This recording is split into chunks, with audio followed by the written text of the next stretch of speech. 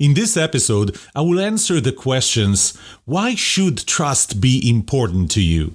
Why was it important to me? Why is understanding trust so important? And I owe you that from the first episode. What should you expect from this podcast?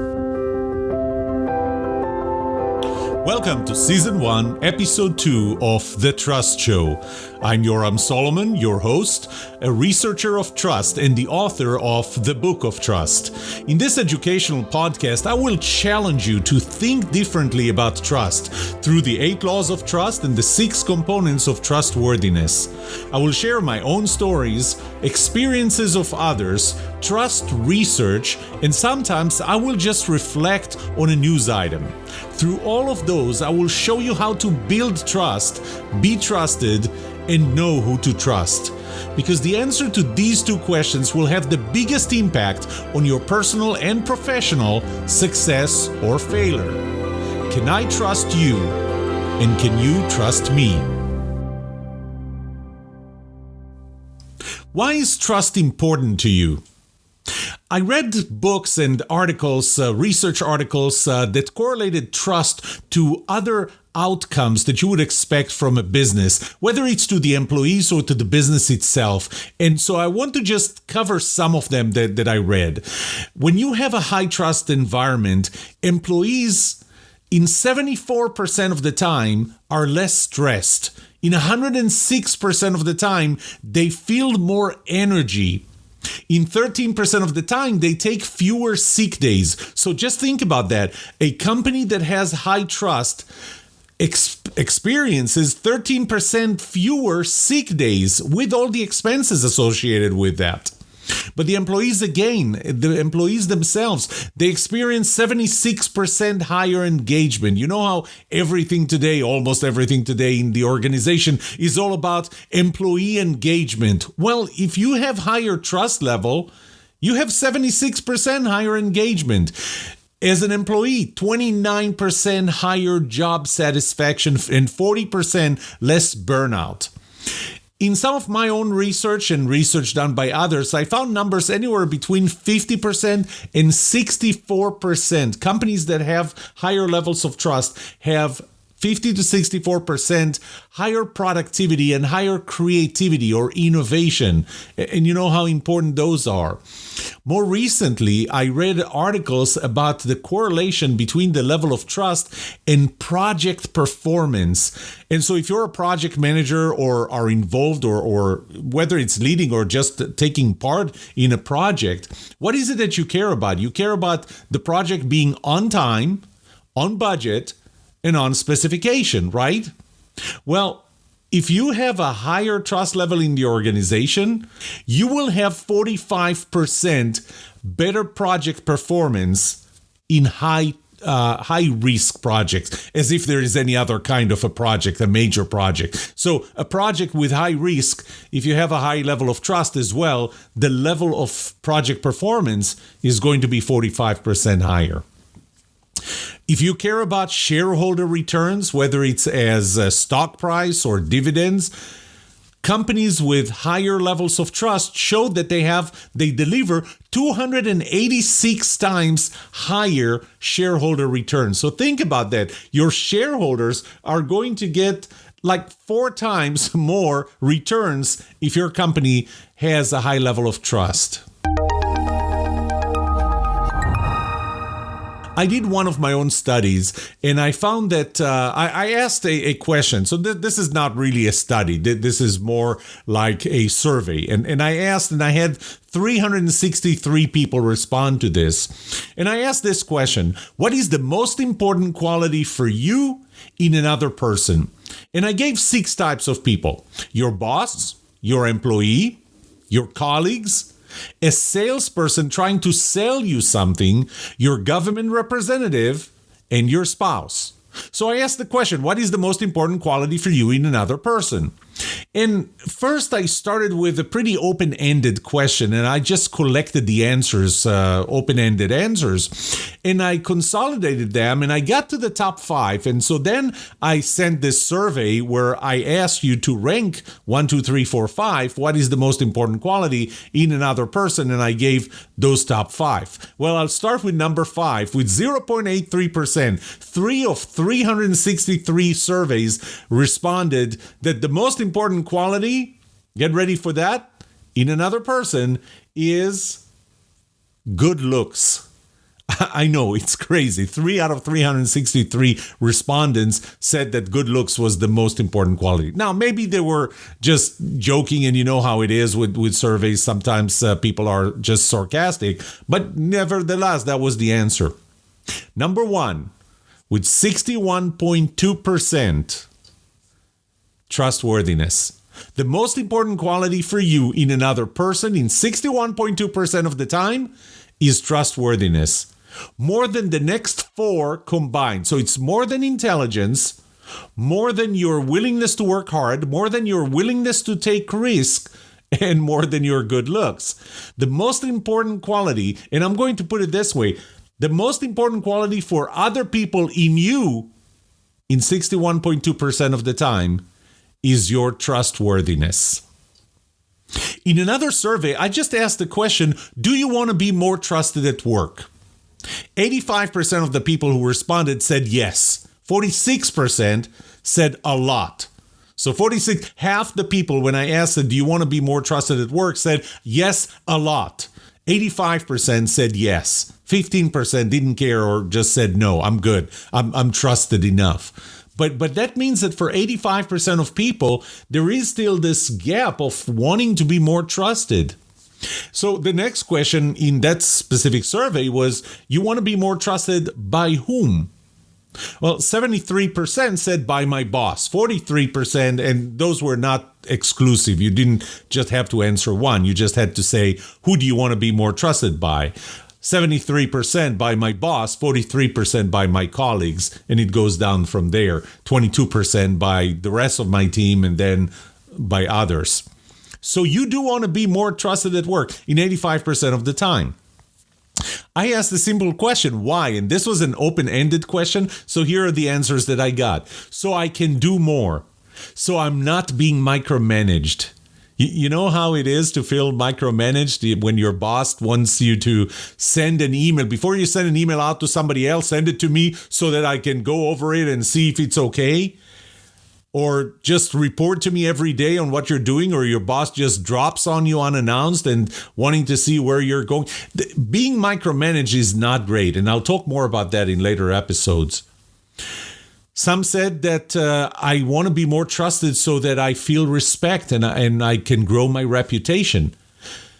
Some said that I want to be more trusted so that I can get promoted, so that I can get more responsibility. An interesting response was people said they wanted to be more trusted so that they can feel safer, have better relationship, increase their own commitment, which was interesting. I want to be more trusted so that I can experience or have more commitment.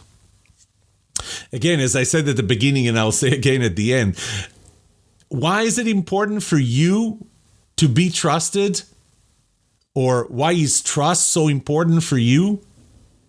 Because the answer to these two questions have the biggest impact on your personal and professional success or failure. Can I trust you?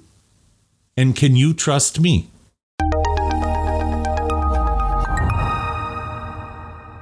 So you understand why trust is important, but why do you need to understand trust? Why do you need to understand how trust operates, which is a lot of the things that I'm going to go over through this podcast altogether is I'm going to explain trust. I'm going to take you through the 8 laws of trust, the 6 components of trustworthiness. But why is it important for you to understand it? Why shouldn't I just tell you, do this and you will be trusted? Well, first of all, because trust is relative. What will get you trusted by one person is not necessarily what's going to get you trusted by somebody else. It's also contextual. But now I'm just starting to take you through the 8 laws of trust, and it's a little too early. I want to explain why it's important for you to understand trust before I start giving you tips and habits, because again, not all habits will work for you and not in all situations. So if you're familiar with the concept of GPA or grade point average, which is something that is being used in high school and in college and grad school, you get GPA, right? So imagine this, the GPA, especially in university, the GPA is pretty straightforward. I mean, this is the grade that you got on this course, and there's the number of points. But what if it changed? What if there was a formula? And what if you didn't know how this formula works? So I'm going to calculate your GPA, but I'm not going to tell you how I calculate it. You don't know what to do. You don't know what to change in your behavior. You don't know what new behaviors to start and what old behaviors to stop, because you don't know what's affecting your trustworthiness.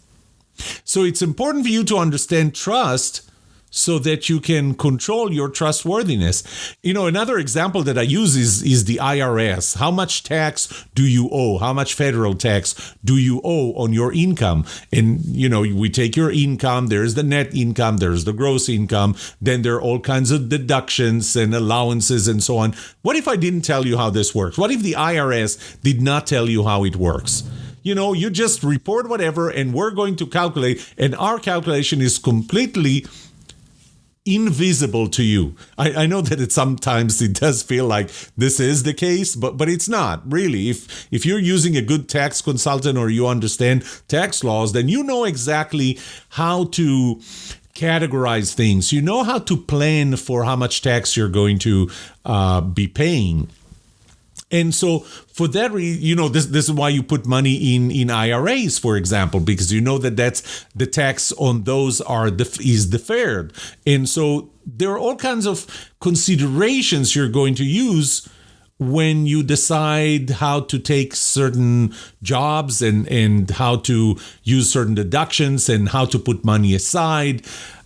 So trust, again, works the same way. You want to know how it operates so you will know what are the knobs and levers that you need to turn and pull or push just so that you can become more trustworthy in a certain circumstance, in a certain situation. So this is why it's so important for you to understand trust. And this is why I'm going to explain trust in this podcast, because once you understand how it works and how it operates and what makes you trustworthy and what doesn't and how much, then you will know for yourself what to do. So I told you why you should care about trust. Why is trust important to you? But let me tell you why trust is important to me. So I'm going to take you through my journey, and my journey kind of starts in 2008. In 2008, you remember the economy had just tanked. We had the Great Recession. At that time, I worked for Texas Instruments, and Texas Instruments had just announced in October of 2008 that they're going to let go of 1,400 employees. They just didn't say who.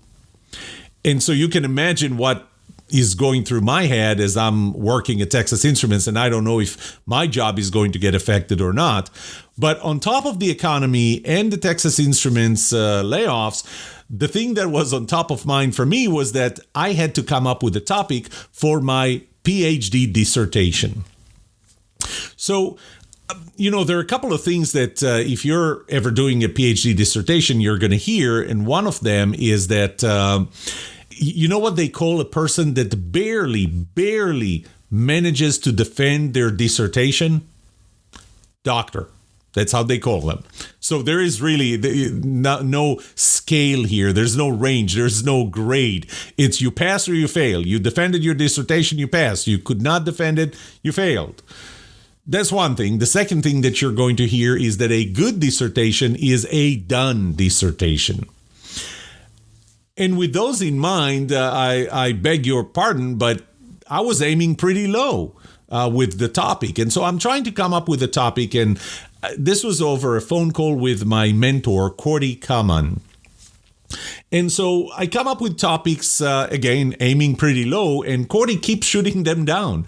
I come up with another topic and he keeps shooting it down. And every topic I come up with, he doesn't seem to be happy with it. He's not satisfied with it. And so I'm getting, as you can imagine, increasingly annoyed with him. And then at some point he asked me one of those pivotal questions. If you look at your own lives and you can find those pivotal points, that question to me was pivotal. I mean, without that question, I would probably not be where I am today. His question was, Yoram, what pisses you off? That was the pivotal question. What pisses you off? And I wanted to say to Cordy, I'm trying to come up with topics and you don't let me. But the words that came out of my mouth were, why are people so much more creative when they work in startups than when they work in large, mature companies? See, I did start startup companies. I had my own startup companies. I sold companies. I participated in acquiring companies. So I was very involved with startups. I still am. But at that time, I was working for Texas Instruments, a company that with 35,000 employees at the time was anything but a startup. And I could feel the difference in levels of creativity. And so I was interested in answering that question. That ended up being the research question for my dissertation. Why are people so much more creative when they work in startups than when they work in large, mature companies? There was quiet on the other side of the line. And after a few seconds, Cordy said, I think we have a topic. So I spent the next 2 years researching exactly the answer to that question. I interviewed 20 people who worked in different types of companies. Each one of them had worked in both types. And I'm not going to talk too much about that. Maybe in a later episode, I'll dedicate an episode to talk about those differences. But, after 2 years, I was done. I wrote chapters 1, 2, and 3, submitted them to my dissertation committee, and the committee approved it. Then I wrote chapter 4, the results, and I submitted chapter 4 to the dissertation committee, and the committee approved it. And then I drew all the conclusions and kind of wrapped it all up and wrote chapter 5. I communicated with Cordy Sunday evening, and I told him that I just completed chapter 5, and he said, email it to me. And I asked him, can you give me another week? Give me one more week to clean it up, wrap it up nicely, and I'm going to send it to you next weekend. He said, fine. Unfortunately, Cordy went to sleep Monday night and did not wake up Tuesday morning. He passed in his sleep. And as a result, I did dedicate that research and that dissertation to him. I did end up graduating, and my daughter, both my daughters came with me. My wife and daughters came with me to the graduation ceremony. My younger daughter, Shira, she was 9 years old when we came back from my graduation ceremony. She had a friend over for a play date, and her friend asked her, Shira, where have you been this summer? And Shira said, we just came back from my daddy's doctoral graduation ceremony. So her friend asked her, oh, really? So your daddy's a doctor? And Shira thought about this for a few seconds and said, yeah, but not the useful kind. Anyway, one of the next annoying questions that I would get every now and then was, so what's the answer? Why are people so much more creative when they work for startups than when they work for large, mature companies? And it's an annoying question, or was an annoying question for me, because I spent 2 years. I interviewed people in the entire US, Canada, China, Europe, and even Israel.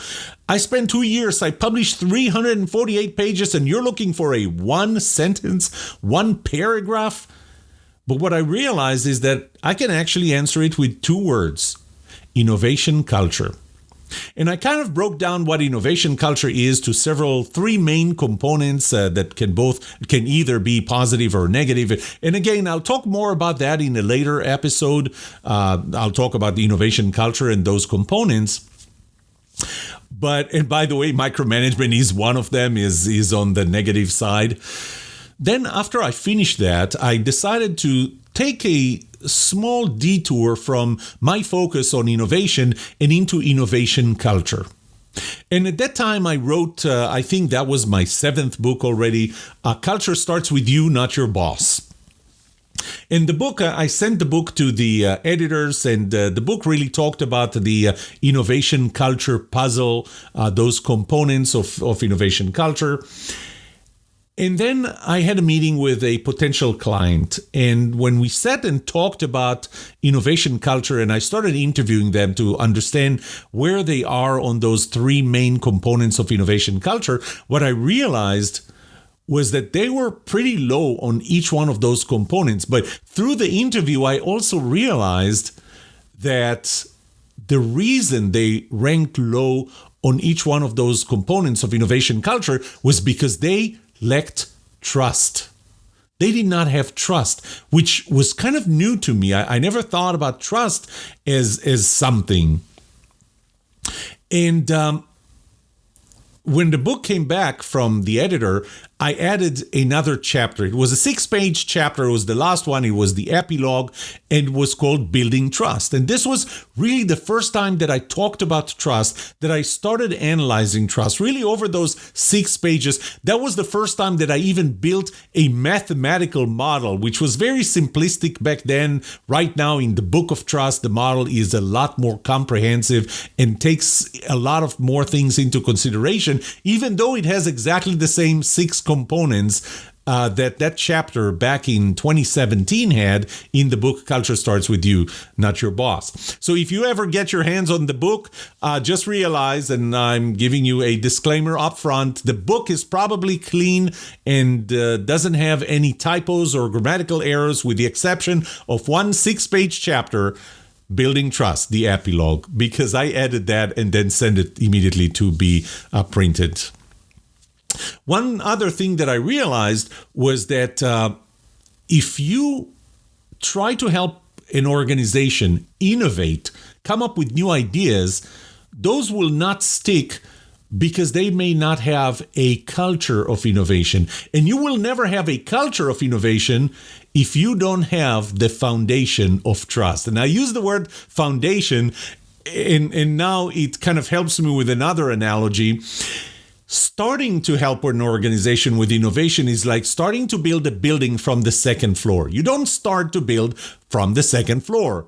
You don't even start with the 1st floor, which is a culture of innovation. You have to start with the foundation, and the foundation is trust. And I realized that trust is where I need to put my focus on. And to me, that was another pivotal point in my life. I came to a fork in the road. I had to decide whether I'm going to continue with innovation, continue my focus on innovation, or take a turn into trust.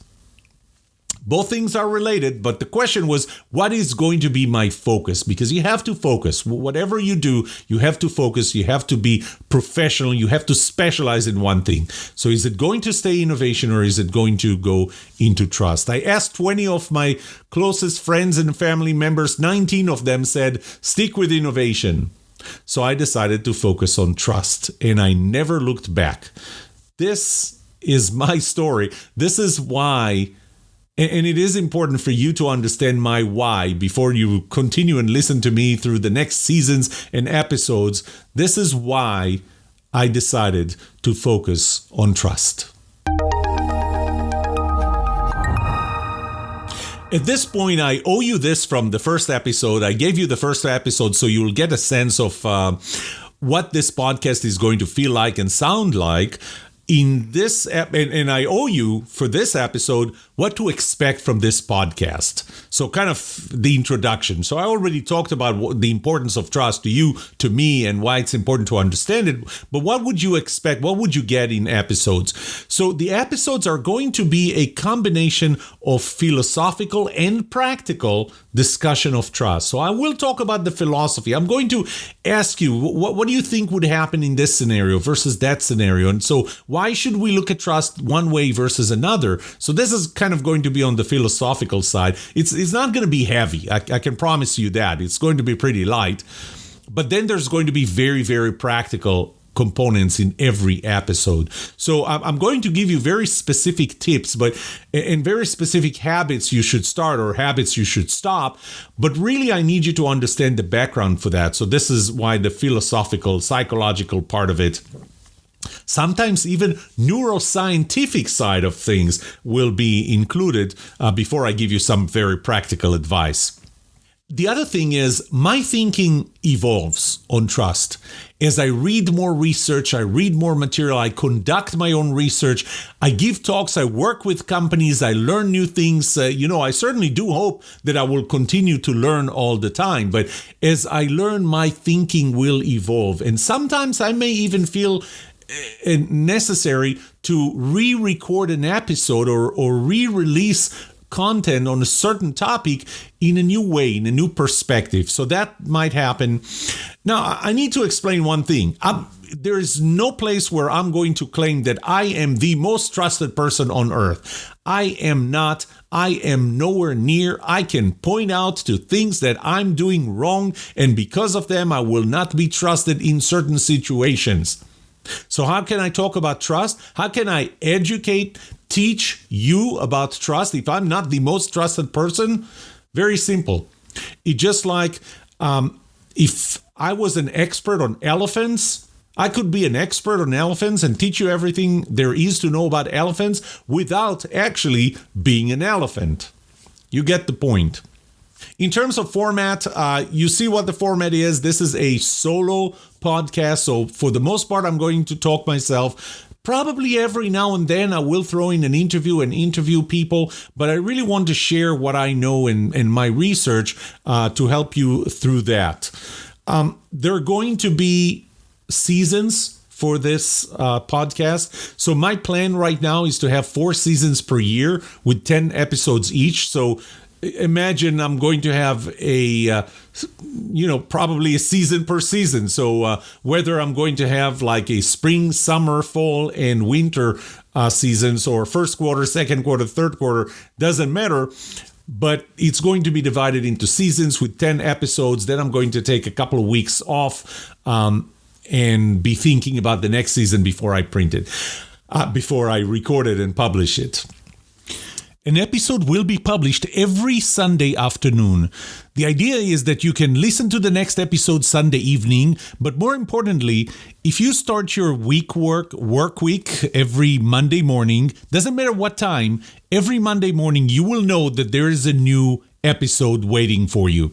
So this is my commitment to you. A new episode every Sunday afternoon, ready for you to consume on your way to work Monday morning. I do record about 2-3 episodes ahead of time, so I may be, if you ask a question, I may respond to it like 2-3 episodes later, because I may have already recorded the next 2-3 episodes. Every season, every episode, every topic I will talk about will have 3 focal points. How do you build trust in a relationship generally?